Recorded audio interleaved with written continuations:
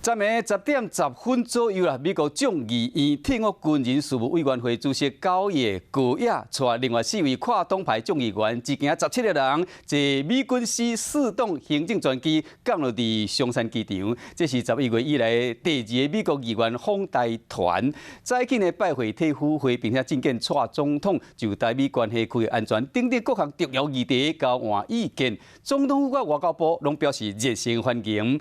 做来众议员梅斯是称咱国是台湾共和国。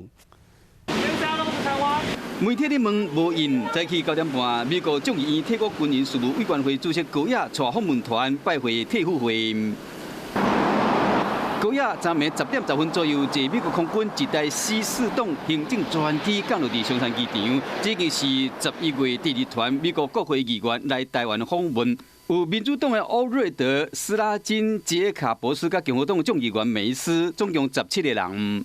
外交部，我们对美国联邦众议员组团来台湾访问，我们表达诚挚的欢迎。总统，美国议员来台，这次会讨论哪些议题啊？会触及到区域安全吗？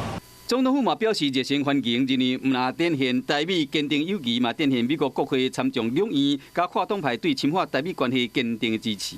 美国在台协会 AIT 是讲，此行是国会议员出访印太地区的一部分。访问团将甲台湾资深的领袖会面，讨论美台关系区域安全的问题。想要持续做一件事情，叫做维持现状，是整个印太地区的维持现状。这众议员纷纷伫推特顶卡，梅斯昨暝讲，伊都降落伫台湾共和国。斯拉金更加伫推特讲，25访问台湾的消息传出去了，伊办公室收到中国大使馆一个真无客气的消息，要求取消行程。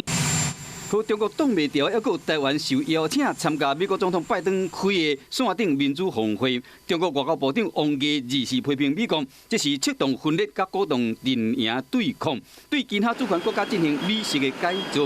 北京气间呢，嘛看得出来，台湾的民主自由已经受到国际重视。